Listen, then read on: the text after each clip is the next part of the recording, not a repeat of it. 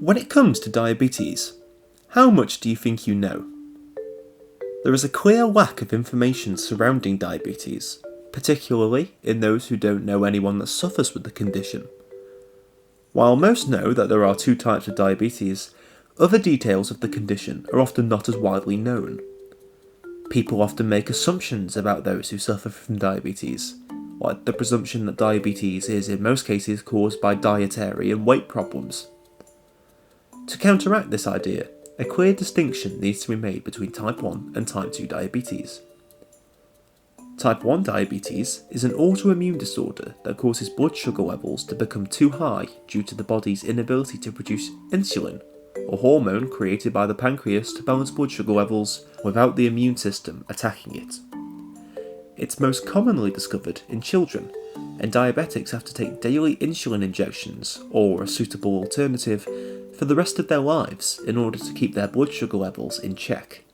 This is not caused in any way by weight or age. Type 2 diabetes is by far the more common form of the condition, with 90% of all diabetics in the UK living with type 2. While the base bodily issues remain the same, type 2 can occur in later life, with most sufferers being over the age of 40. Age and weight are both notable causes of type 2 diabetes. However, this can be more easily managed, with a wider range of medicinal aids to help, and diet and exercise have both been proven to help manage symptoms. The key distinction is that one is an issue from birth, and the other can be brought on by unhealthy lifestyles later in life, but can also be treated to a wider extent. While most people's conception of diabetes is usually rather type 2 centric, type 1 diabetics live their day-to-day life with some serious complications and requirements. According to the NHS, there are roughly 400,000 people in the UK with type 1 diabetes. So in order to get a better idea as to the day in the life of a type 1 diabetic, we decided to talk to our friend, Tom Wilson.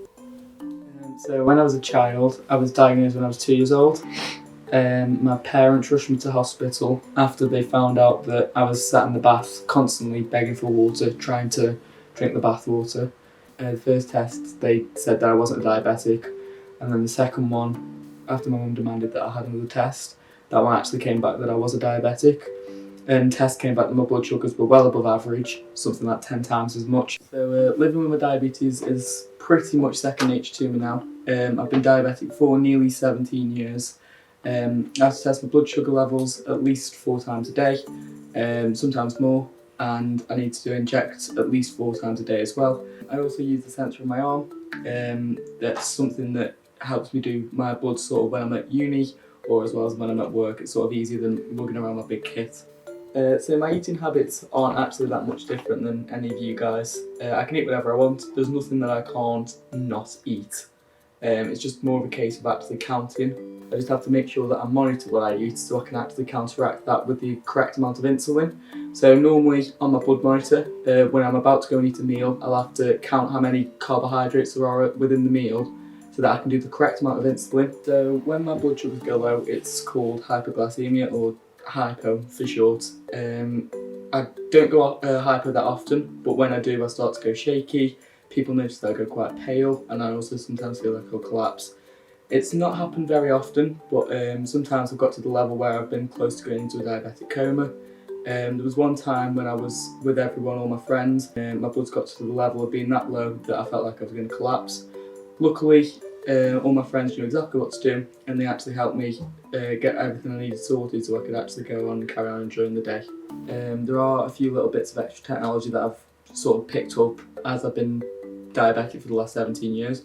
One of them is the sensor that I've got on my arm. It's sort of monitors my glucose levels throughout the day. I can just use my mobile phone to just scan it. There's a lot of sort of things that people think, oh, you can't go nights out, you can't go for drinks, whatever. That's not true, I can. It's sort of, obviously alcohol's going to affect me. It's got a lot of sugar in it, which means my blood sugars will be naturally high, but with that, sugar is sort of, it has what is called a high glycemic index. It goes straight into my body and goes straight back out. So unlike carbohydrates, which actually need insulin to be counteracted, sugar doesn't actually need it as much. It's straight in and it comes straight out. As long as I've got a friend that knows what is going on and knows what to do if something did happen, it's actually absolutely fine. With my sensor in my arm as well, that makes it 10 times easier because I don't actually have to have my blood monitor on me. I can just have my phone and just get my friends to scan it if they need to. A lot of people have this sort of idea in their head that diabetes is such a difficult thing to live with, and it kind of is, but in the same light, I've lived with it for 17 years. It's not something that is ever going to go away. I don't believe it's ever going to go in my lifetime, so it's just one of those things that I've grown up with. I don't remember life without it. I just got to get on with it. I couldn't inject myself. I couldn't inject myself as many times as you do. I couldn't even do one.